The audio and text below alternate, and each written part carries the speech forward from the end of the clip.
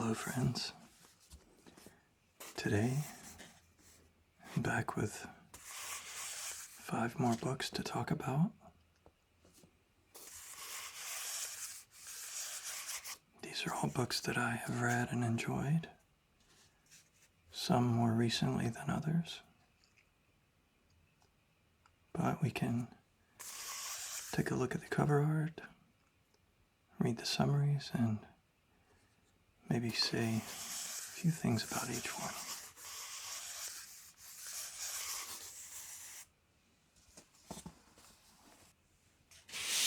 Our first book is The Other Americans by Lalami.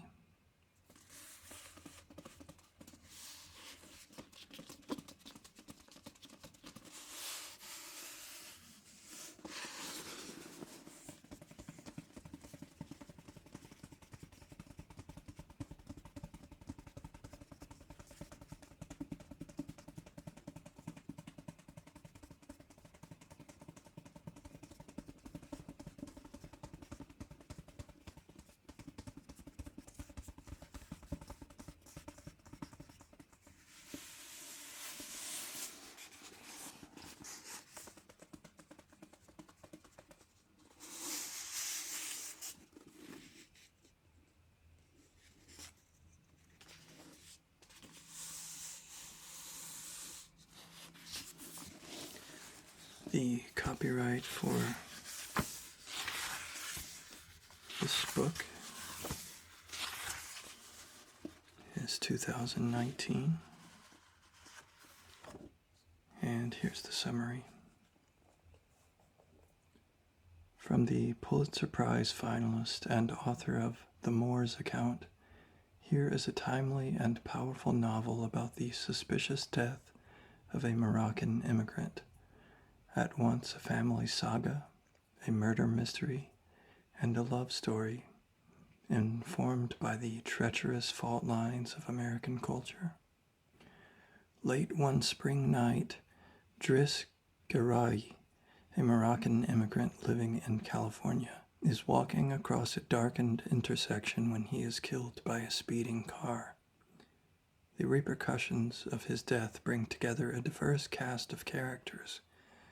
Garawi's daughter Nora, a jazz composer who returns to the small town in the Mojave she thought she'd left for good. His widow, Miriam, who still pines after her life in the old country. Ephraim, an undocumented witness whose fear of deportation prevents him from coming forward. Jeremy, an old friend of Nora's and an Iraq war veteran. Coleman, a detective who is slowly discovering her son's secrets. Anderson, a neighbor trying to reconnect with his family. And the murdered man himself. As the characters, deeply divided by race, religion, and class, tell their stories, connections among them emerge, even as Driss's family confronts its secrets. A town faces its hypocrisies, and love, messy and unpredictable, is born.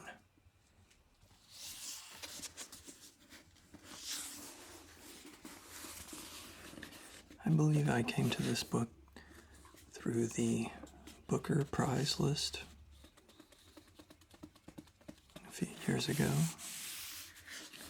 I really enjoyed it, and this is probably a very strange comparison to make, and I'm not really sure that I could prove it, but I just really felt a strong correlation or connection between this book and The Great Gatsby, which might sound strange at first, but I don't know. Maybe if you read it or if you read it, you can tell me if I'm crazy, or maybe there's something there in that theory. But The Other Americans by Lalami. Really enjoyed this one. Okay, up next, I believe this is the first nonfiction book that I have brought to one of these videos. This is Midnight in Chernobyl by Adam Higginbotham.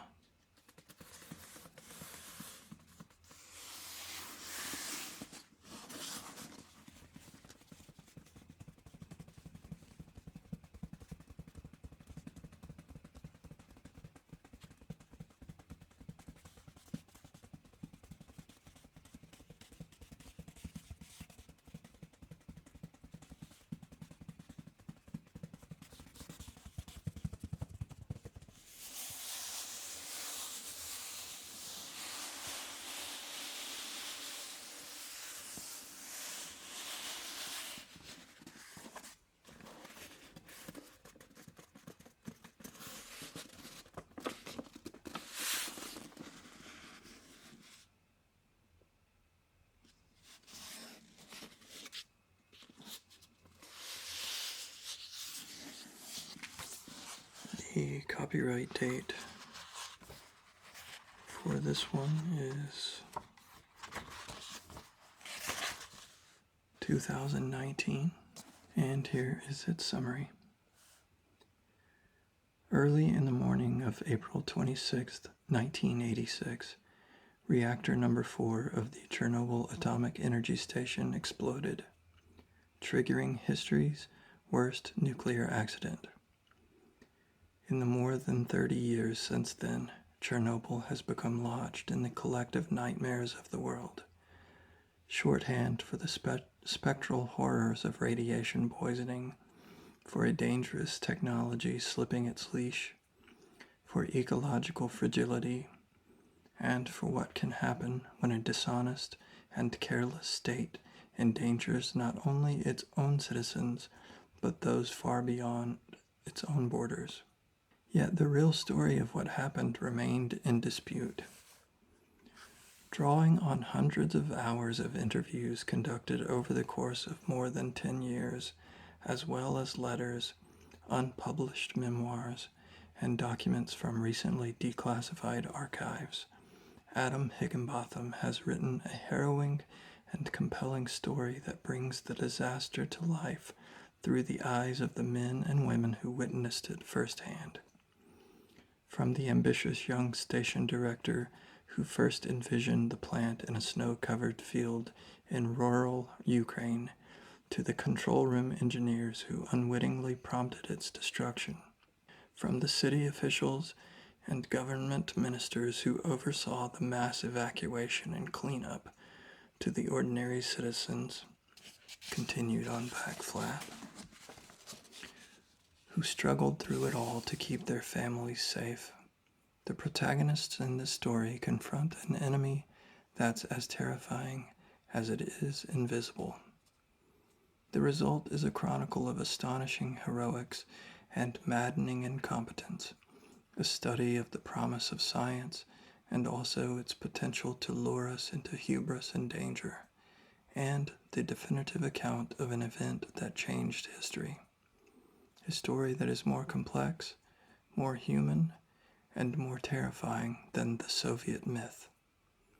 Midnight in Chernobyl is an indelible portrait of one of the great disasters of the 20th century, of human resilience and ingenuity, and the lessons learned when mankind seeks to bend the natural world to his will, lessons which, in the face of climate change and other threats, remain not just vital, but necessary.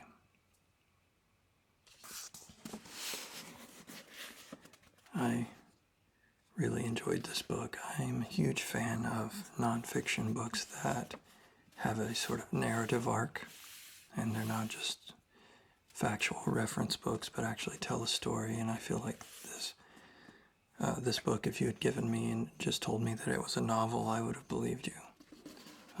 It's really interesting and insightful, and even if you aren't, really interested in the actual event, I still think there's intelligent storytelling and just really interesting facts that come through the research.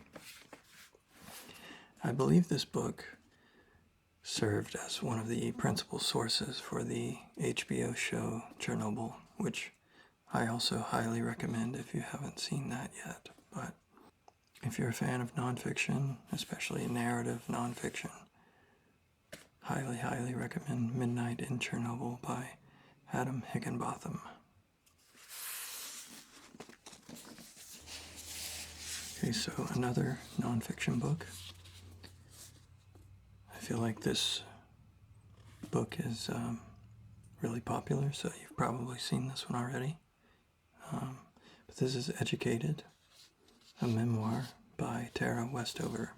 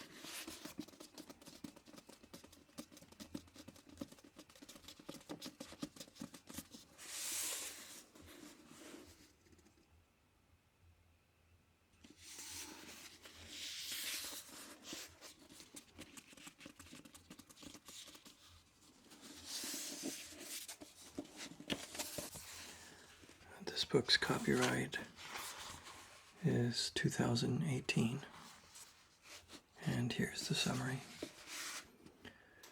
Tara Westover was 17 the first time she set foot in a classroom. Born to survivalists in the mountains of Idaho, she prepared for the end of the world by stockpiling home-canned peaches and sleeping with her, quote, head for the hills bag. In the summer, she stewed herbs for her mother, a midwife and healer, and in the winter, she salvaged metal in her father's junkyard. Her father distrusted the medical establishment, so Tara never saw a doctor or nurse. Gashes and concussions, even burns from explosions, were all treated at home with herbalism. The family was so isolated from mainstream society that there was no one to ensure the children received an education, and no one to intervene when an older brother became violent. When another brother got himself into college and came back with news of the world beyond the mountain, Tara decided to try a new kind of life. She taught herself enough mathematics, grammar, and science to take the ACT and was admitted to Brigham Young University. There she studied psychology, politics, philosophy, and history, learning for the first time about pivotal world events like the Holocaust and the Civil Rights Movement. Her quest for knowledge transformed her, taking her over oceans and across continents, to Harvard and to Cambridge University. Only then would she wonder if she'd traveled too far, if there was still a way home. Educated is an account of the struggle for self-invention. It is a tale of fierce family loyalty and of the grief that comes from severing one's closest ties. With the acute insight that distinguishes all great writers, Westover has crafted a universal coming-of-age story that gets to the heart of what an education is and what it offers. The perspective to see one's life through new eyes, and the will to change it.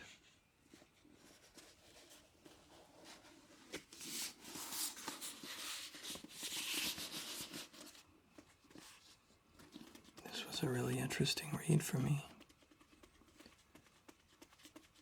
It's sometimes hard to believe there can be the level of isolation and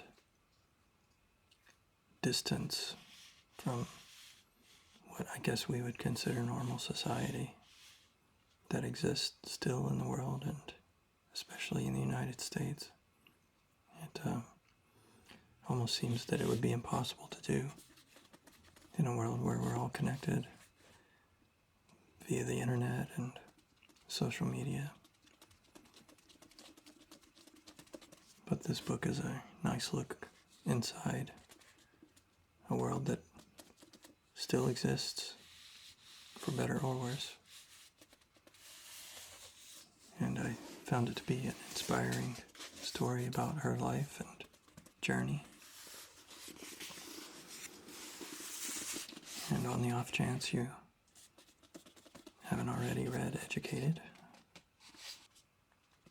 and you enjoy nonfiction and memoirs, then I would recommend this one.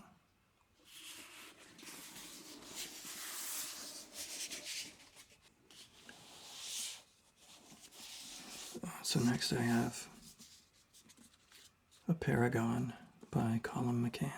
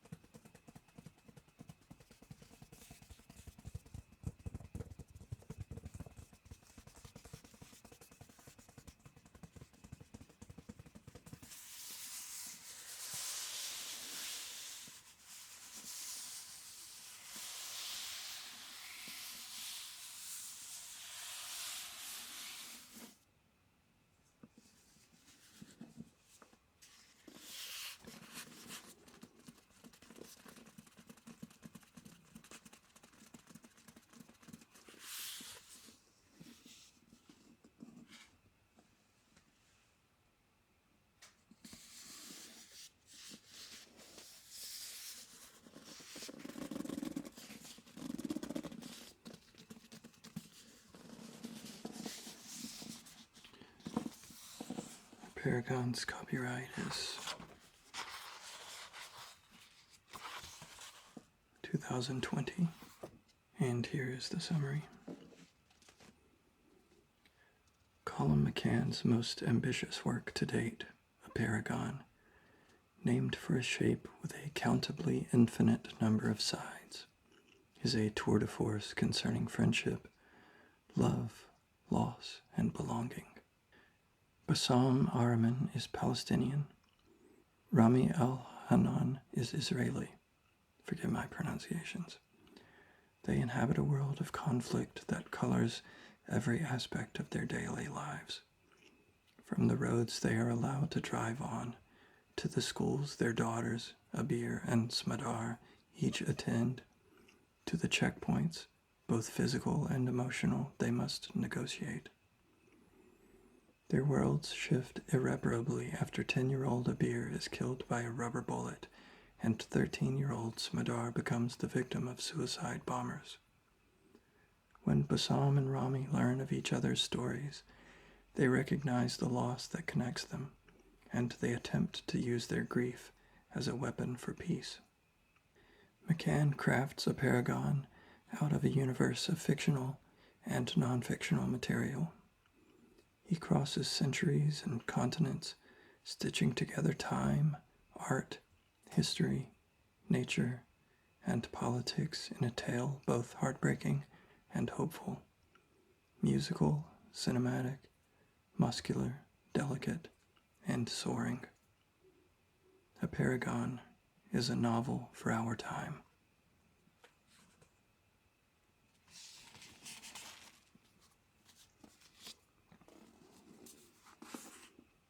I guess it should come as no new information that this is a very timely book in the world we live in today and the current events that are happening in the region. It's not always the easiest novel to read, but I do think it's important subject matter, and I think McCann does as well as can be expected from someone who's not really from the region.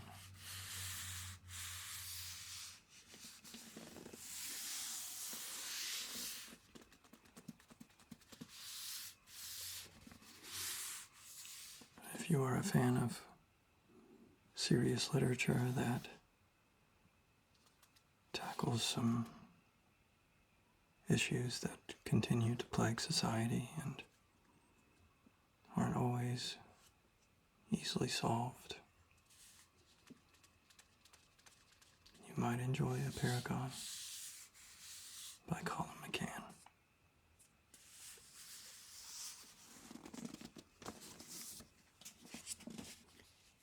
And finally for tonight I brought Dune by Herbert.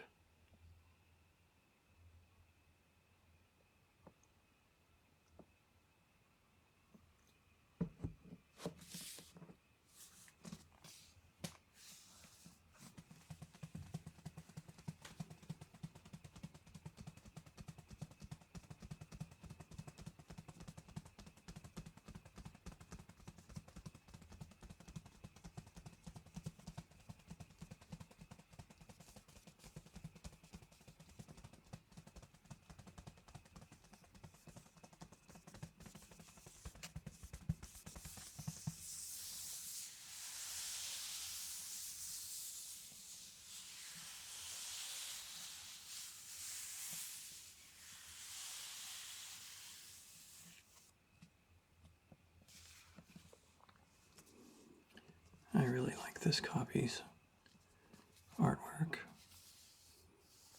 Have a nice embossed title, sort of metallic look to the artwork, and the page edges are all dyed blue, which, spoiler alert, famously the spice of arrakis causes eyes to turn blue to those who live among it. The copyright for the original Dune is 1965, and here's the summary. Set on the desert planet Arrakis, Dune is the story of the boy Paul Atreides, heir to a noble family, tasked with ruling an inhospitable world where the only thing of value is the spice melange, a drug capable of extending life and enhancing consciousness. Coveted across the known universe, melange is a prize worth killing for. When House Atreides is betrayed, the destruction of Paul's family will set the boy on a journey toward a destiny greater than he could ever have imagined.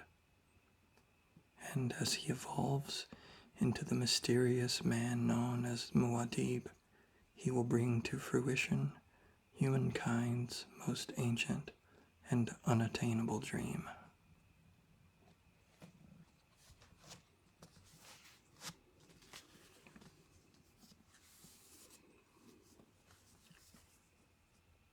It goes without saying, of course, that this is the book that the two more modern or more recent Dune films are based on, with Timothée Chalamet and Zendaya. And I think, having read this somewhat recently before watching the first film, the films do a really nice job portraying the events of this book, which are not easy. There are, of course, a few changes and artistic liberties taken, but I think that is totally fine when adapting one work of art into another. Anyway, Dune is a absolute sci-fi classic, and I think a lot of people would say a forerunner to even larger franchises like Star Wars.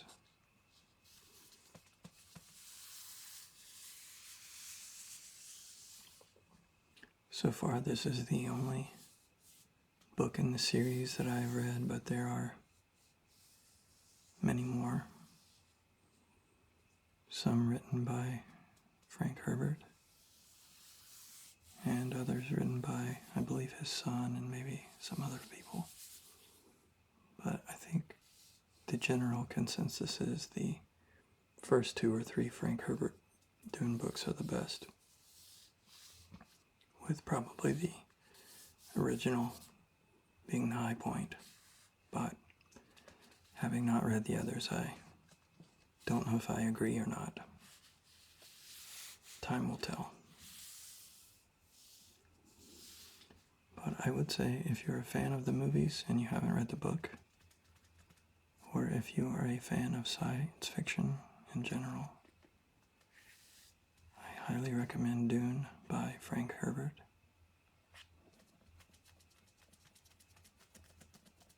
It is truly a classic.